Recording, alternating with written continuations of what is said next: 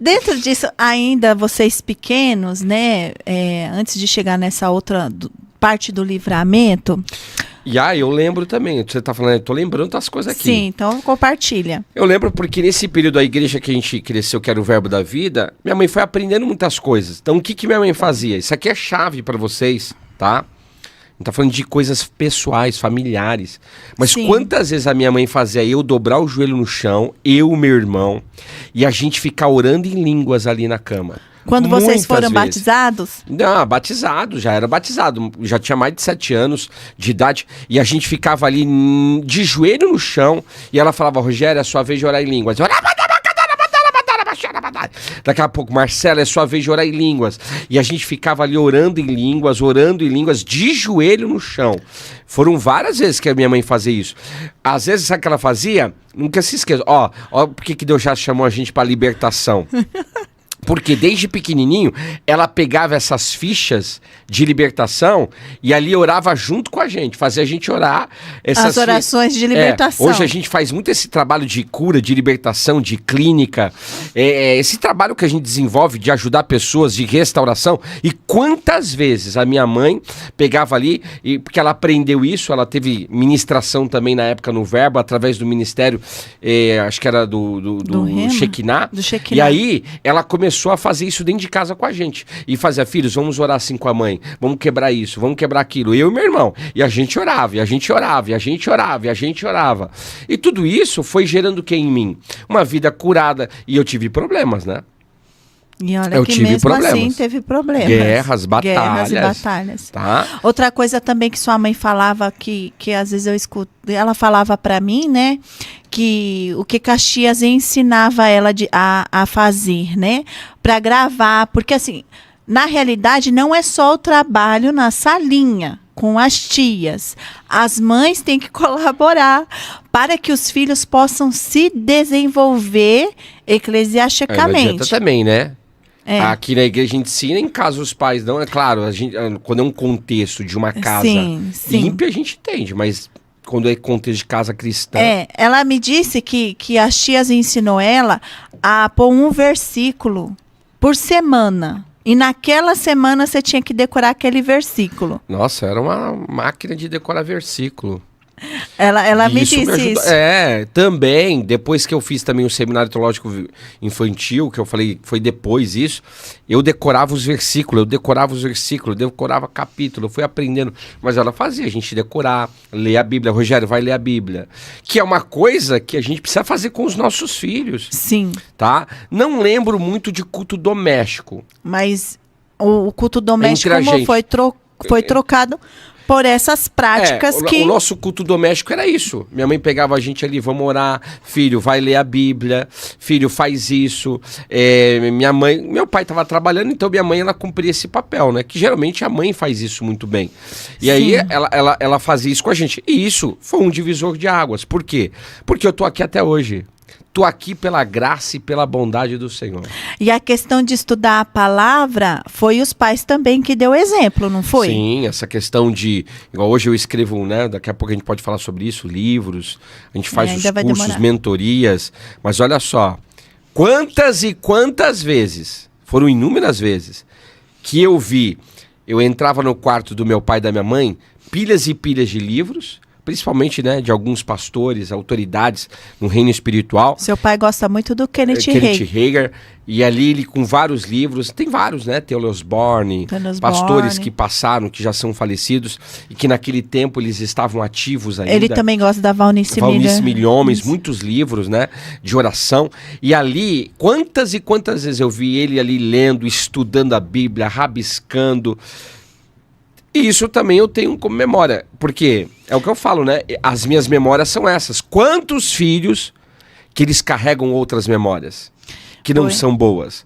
Como é bom ter um filho que ele te vê orando, te vê ministrando, te vê estudando a palavra. Estudando. Porque hoje, infelizmente, tem muitos filhos que não têm essa esse privilégio. E escolaridade não é desculpa, porque o seu pai não teve escolaridade assim. Meu pai ele só sabia ler e escrever. Básico. Minha mãe que depois estudou secularmente, fez faculdade fez curso técnico, pedagogia, enfermagem. Minha mãe também sempre foi muito estudiosa. E o meu pai muito estudioso nessa parte da palavra. Sim, né? E eles são intercessores. São intercessores. Eles então, são assim, intercessores. Foi um divisor de águas para minha vida, assim, como filho, de meus pais terem me ensinado essa questão de paternidade, maternidade, essa questão de orar, de buscar, porque eu vi na conduta deles ali também, eles ensinando a palavra, quantas vezes meu pai chegava, eu deitava na cama com ele e ficava ali, igual o Dani faz comigo, a Sara, pequenininho, e eu ficava ali, e ele ficava falando de Deus para mim, e eu tava assim... E quase dormindo. E mesmo assim ele ficava falando. E eu tava lá. E mesmo assim ele ficava falando. Foram muitas vezes. Foram diversas vezes. E até hoje ele é assim. E verdade. Até hoje, às vezes a gente tá conversando e ele começa a falar da palavra. Ele tá escutando. Né? Ele começa assim, nossa, eu tava meditando num negócio. E olha pra você ver. E dele faz assim, olha pra você ver. Aí ele começa a falar no que ele tava meditando. E ali ele vai falando da palavra. Verdade. Então assim, eu tive muitas essas experiências dentro de casa de ensino, de aprendizado. E eu sempre falo, né, que dom é genético. Ministério muitas vezes também é genético. Tem por aquisição? Tem. Se você buscar, você consegue também. É bíblico. Mas também está ligado a uma questão genética. Você vai perceber que a linha sacerdotal da tribo de Levi era genética. Não podia ser da tribo de Rubens, não podia ser da tribo de Sacar, não podia ser da tribo de Judá. Tinha que ser da tribo. Os sacerdotes, tinha uma tribo... os Corranins, eles tinham que ser da tribo de Levi. Uma tribo da mesma forma que os monarcas não poderiam ser da tribo de Levi, não poderiam ser da tribo de Asser, de Yosef, de Manassés, de Efraim, tinham que ser da tribo de Judá, de Jehudá. Então era algo genético. Existia ali, na realidade, uma marcação genética ministerial feita pelo próprio Criador. Então eu falo, eu desenvolvi esse lado de mestre, eu acredito muito por causa também dos meus pais, pela postura deles, pela busca deles, pelo desenvolvimento deles. E isso foi muito precioso para minha vida. Até hoje, meus pais têm muitos livros, né? Até hoje eles gostam de estudar a palavra. Esses pastores que eu falei que eu fui com 7 anos de idade lá, que eu parecia um ETzinho orando, que a gente falou há minutos atrás, eles que batizaram, os meus pais, foram eles que ministraram o batismo no Espírito Santo na vida dessas pessoas. Porque eles carregavam se tornaram uma igreja pentecostal. Uma igreja pentecostal naqueles dias. Então foi algo, na realidade, sobrenatural. Meu pai, minha mãe, eu ter recebido essa base. Porque, olha só, meu pai veio do mundo, a minha mãe veio do mundo, eram católicos, tinham as suas crenças. Aí o Senhor foi trabalhando na vida deles, libertando a vida deles, cumprindo o propósito deles. Eles foram, na realidade, também se movimentando na igreja. E olha, a gente ia para... Isso aqui, eu faço um adendo. Porque a gente ia para a igreja, no início eu morava no Jardim Paravente. Sempre morei no Jardim Paravente, em Guarulhos. Depois, só que um era numa rua e outro era numa outra rua. Em primeira instância, quando minha mãe se converteu, a gente morava perto do ponto de ônibus, que era o ônibus que passava para ir para a igreja. Depois a gente ficou um pouco mais longe. Mas olha só, levava uns 20, 30 minutos para chegar no ponto, para depois ficar 1h30 dentro do ônibus. Quantas e quantas vezes eu passei mal? Porque era menino e eu ficava no ônibus, dava aquela dor de cabeça. Isso. Eu tinha muita dor de cabeça de pegar ônibus. Tinha, quando era menino. Não sei se era por causa de vista, eu não sei. Mas tinha muita dor de cabeça. Mas olha só, mesmo assim a gente não deixava de ir, não deixava de orar. Os meus pais eram intercessores lá na igreja também.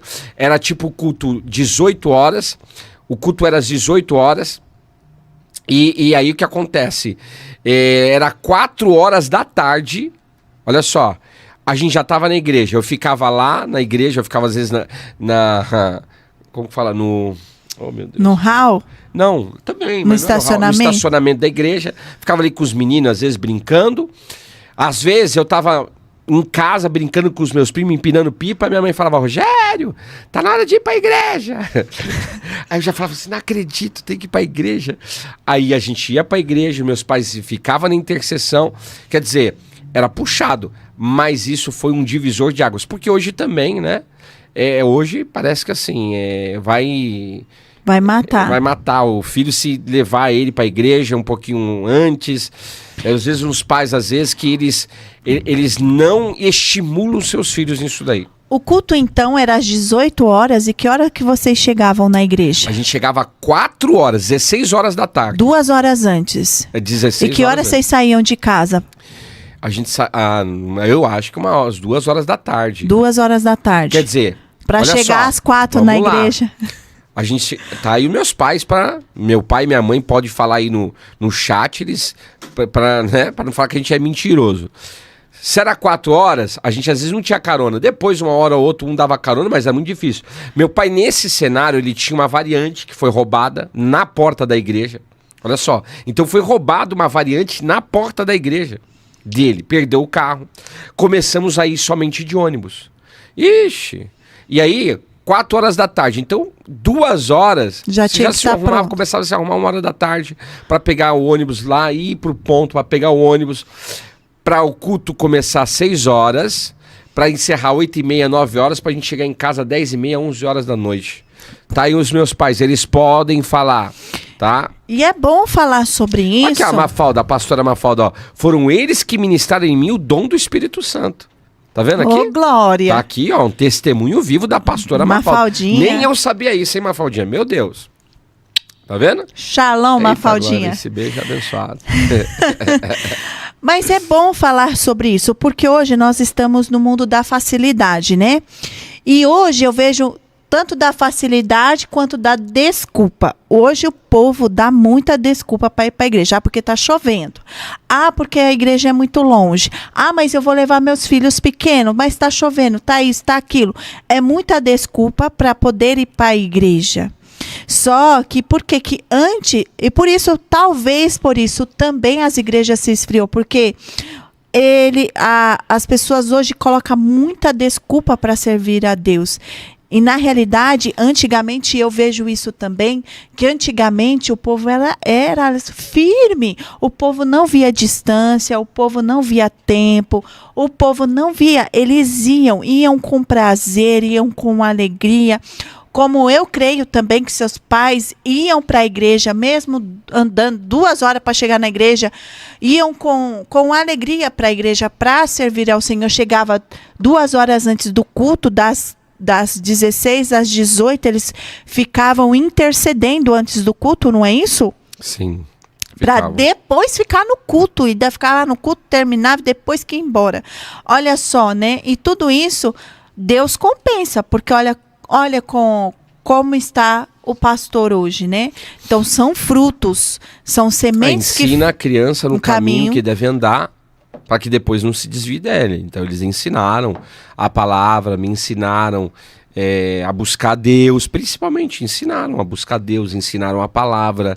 E hoje a gente está aqui por causa disso também. É fruto de minha mãe ter ido para a igreja, ter levado os filhos, depois do meu pai ter ido, andar em família, que eu sempre falo, Deus tem um plano para a família.